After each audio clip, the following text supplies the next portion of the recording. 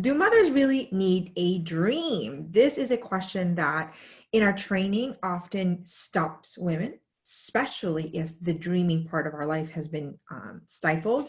And it's also hard, especially if we've been accustomed habitually thinking that we just kind of take it one day at a time without a vision, right? As though we are supposed to live our life kind of just stumbling into the next thing, right? And I love that scripture quote, without a vision, we what? Perish. And so without a dream, we kind of go astray. We kind of take a lot longer to actually stay focused. Without a dream, we forget that we're here with a purpose.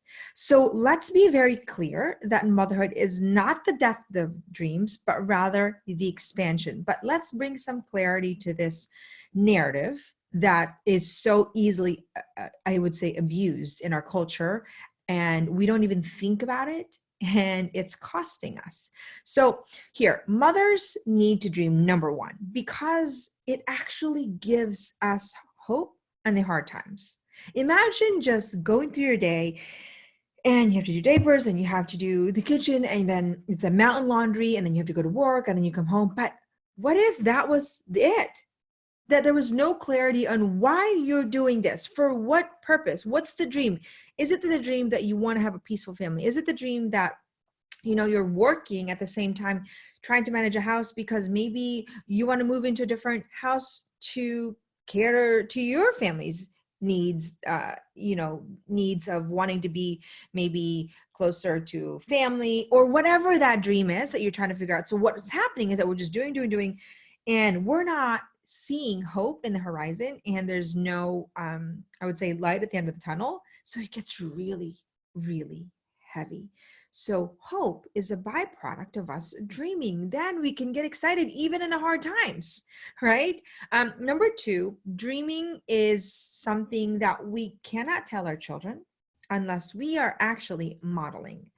Go chase your dream, honey, while I give up on mine does not actually give them the fuel or the example of saying, oh, of course, you know, no matter how hard it is, we still have to actually chase our dreams. And what you show them and how you show up for them is far greater example than what you tell them. More importantly, it actually becomes a neurological wiring in our brain and how they understand and believe about dreaming.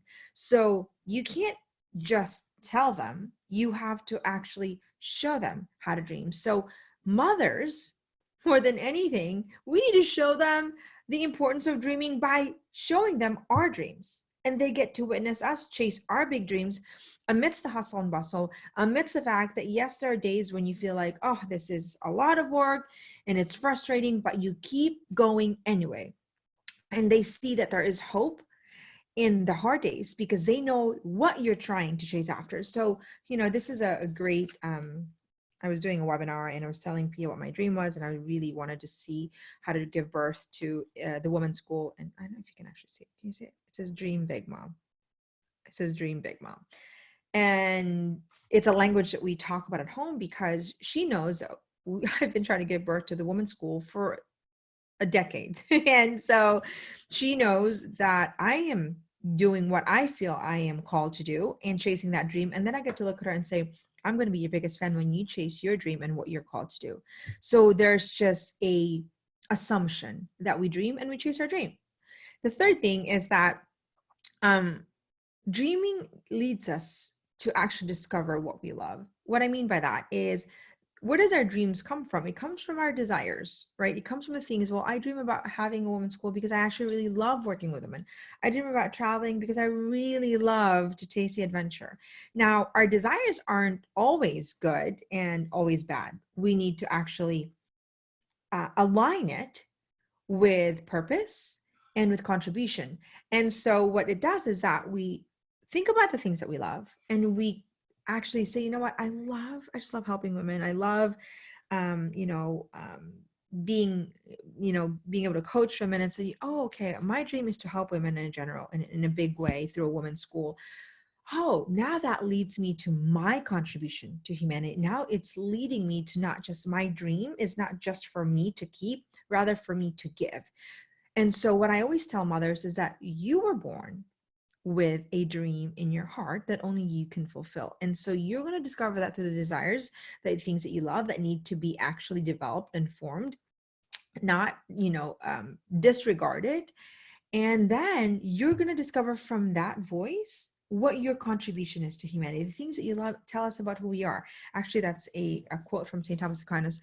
The things that we love tell us about who we are. And I think that's so important for us to remember, that the things we love are important, right? And they need to be developed, and they need to be discovered, and they need to be channeled towards a gift. Okay, so here are some things that I think need to be replaced in our way of thinking when it comes to dreaming, because I want to convince you that you need to dream as a mom so that you can actually teach your child to dream and have hope, so that life doesn't feel so heavy and hard, because there's hope, right, in those challenging moments. So the first thing is that we're not taught to dream in a very integrated way, which means that if I'm dreaming, I might be dreaming of my career, I might be, and that's often what we talk about. It's like, oh, what's your career? That's what the dream is. But we need to dream in a very integrated version of ourselves, which means that I can't just dream about my career without dreaming about what my home life looks like.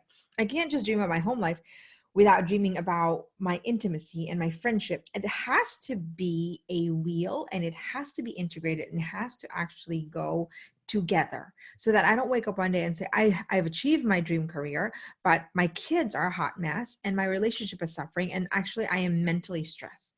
It has to be integrated. Number two, dreaming is a compounding skill set, which means that you can't just say, oh, I'm going to chase my dream without understanding the skills necessary to actually achieve those dreams. Because in order to dream, our imagination muscle needs to be actually formed and trained.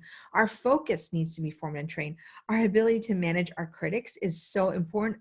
Our ability to manage fears, our ability to manage our mind and our emotion, our ability to manage friends, because we need to have friends that are dreaming and doing. So without these very important critical skills and learning how to actually do it, then it becomes just a pipe dream. Because without those dreams, and we just think, well, that's so flighty, January, and it's not really meant to be real. Well, it's not real when we don't have the skills to actually give birth to those dreams. So skills are vital for us to understand that dreaming is part of the dreaming is a compounding skill set. And number three, it's also important to remember that dreaming and the things that we love, the things that we hear, are not meant to just be an accolade of achievement, rather a path to our contribution. And why that's so important is because we think mothers are, I'm just a mom, therefore I'm not contributing. Well, that's kind of a very lowering of standards of what motherhood is, because one person can change the world. And so if we understand that we are contributing to these little people, and how we contribute from an empty or a whole cup matters in the way they're able to contribute, then we understand, wow, I am doing the best that I can to grow as a mother so that I can give from a cup that is full. And now I am contributing every single day to my child's ability to become whole, to contribute to humanity. And that's fulfilling. It's not just about achievement or getting the job that my dream job. It's not just about, okay, giving birth to, a successful career. It's really about becoming a contribution to our children, that our children are now contributing to humanity. And I think that's really important that we understand in a very integrated way. And because otherwise, we're just going to think that that this dream is a pipe dream, and that somehow we're here with a lesser purpose because we're a mom.